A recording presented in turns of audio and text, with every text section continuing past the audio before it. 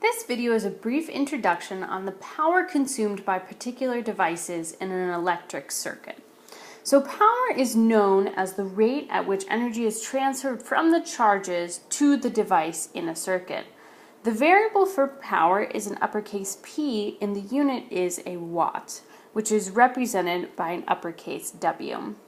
Let's say that we have a light bulb connected in a circuit here.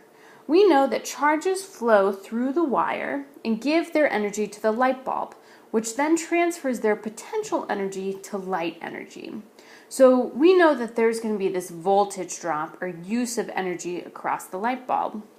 The equation for voltage drop is equal to the work it takes to move the charge divided by the value of the charge, and then we can solve for work in this equation.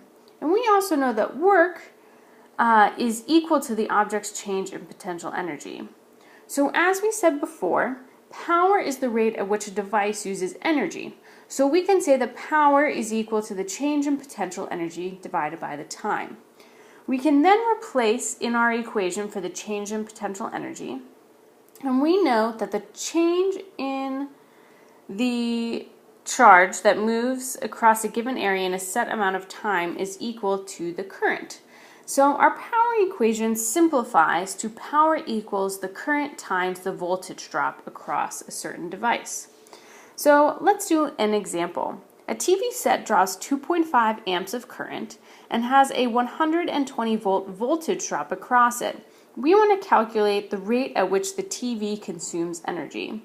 So the rate at which TV consumes the energy is known as the power, and we're going to use the power equation that we just developed. The current was 2.5 amps and the voltage drop was 120 volts. So when we plug these values in, we see that the TV consumes a power of 300 watts. Next, we could be asked to calculate the current in a 1000 ohm resistor that is consuming energy at a rate of 5 watts. We have our P equals IV equation that we developed before, but you may notice that we were not given the voltage drop across the device. Since this is a resistor, we know that it obeys Ohm's law. So we can plug in our equation for Ohm's law instead of the voltage drop here, and we find this new equation for power, which is the power equals the current squared times the resistance.